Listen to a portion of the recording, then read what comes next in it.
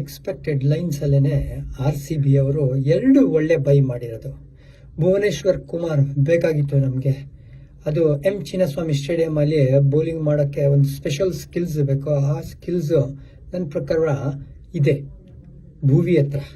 ಆ wide yorker ಬೇಕು ಅಂದರೆ, ಆ ಸ್ಲೋಯರ್ ಒನ್ಗಳು ಹಾಕಬೇಕು ಅಂತ ಹೇಳಿದ್ರೆ, ನೀವು ಬಾಲಲ್ಲಿ 2 ಕಡೆ ಸ್ವಿಂಗ್ ಮಾಡಬೇಕು ಅಂದರೆ, ಆಮೇಲೆ ಡೆತ್ತಲ್ಲಿ ಬುಡ ಹೊಡಿಬೇಕು ಅಂದರೆ, ಸೊ ಹಾಗಾಗಿ ಭುವಿ ಬಹಳ ಇಂಪಾರ್ಟೆಂಟ್ ಆಗಿತ್ತು. ಅವ್ರನ್ನ ಬೈ ಮಾಡಿದ್ದು ಸಖತ್ ಅಡಿಷನ್ ಅಂತ ಅನಿಸ್ತಾ ಇದೆ. ಇವರು Hazlewood, Yash Dayal supported by Rasikh Dar ಒಂದು ಹಂತಕ್ಕೆ ಫಾಸ್ಟ್ ಬೌಲಿಂಗ್ ಸ್ಟಾರ್ಟ್ ಆಗೋಗಿದೆ. ಒಬ್ಬ ಸ್ಪಿನ್ನಿಂಗ್ ಆಲ್ರೌಂಡರ್ ಬೇಕಾಗಿತ್ತು. ಕುನಾಲ್ ಪಾಂಡ್ಯ ಬೇಕೇ ಬೇಕು ಅಂತ ಮಾತಾಡ್ತಾ ಇದ್ವಿ. ಯಾಕಂದ್ರೆ ಈ ವ್ಯಕ್ತಿ ಪವರ್ ಪ್ಲೇಯಲ್ಲಿ ಬೌಲಿಂಗ್ ಆಗ್ತಾರೆ, ಡೆತ್ತಲ್ಲಿ ಬೌಲಿಂಗ್ ಆಗ್ತಾರೆ, ಮಿಡ್ ಓವರ್ಸಲ್ಲಿ ಬೌಲಿಂಗ್ ಆಗ್ತಾರೆ. ಆಮೇಲೆ ಆಸ್ ಎ ಬ್ಯಾಟರ್ ಫ್ಲೋಟರ್ ಆಗಿ ಯಾವ ನಂಬರಲ್ಲಿ ಬೇಕಾದ್ರೆ ಯೂಸ್ ಮಾಡ್ಕೋಬೋದು. ಹಾಗಾಗಿ ಈ ವ್ಯಕ್ತಿನೂ ಇಂಪಾರ್ಟೆಂಟ್ ಪರ್ಸನಾಲಿಟಿ ಆಗ್ತಾರೆ ಈ ಒಂದು ಟೀಮಲ್ಲಿ. ಈ 2 ಪಿಕ್ ಮಾಡಿದ್ದಾರೆ. ವಿಲ್ ಜಾಕ್ಸ್ನ RTM ಯೂಸ್ ಮಾಡಿ ಬೈ ಮಾಡಿದ್ರು ಅಂತ ಹೇಳಿದ್ರೆ, ನನ್ನ ಪ್ರಕಾರ ನಮ್ಮ ಟೀಮ್ನ 11 ಸಾರ್ಟ್ ಔಟ್ ಆಗುತ್ತೆ.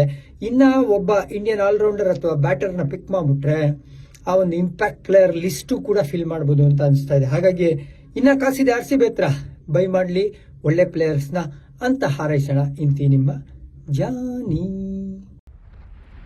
ನಮ್ಮ ಯೂಟ್ಯೂಬ್ ಚಾನಲನ್ನು ಸಬ್ಸ್ಕ್ರೈಬ್ ಮಾಡಿ ಹಾಗೂ ಫೇಸ್ಬುಕ್ ಮತ್ತು ಇನ್ಸ್ಟಾಗ್ರಾಮನ್ನು ಫಾಲೋ ಮಾಡಿ.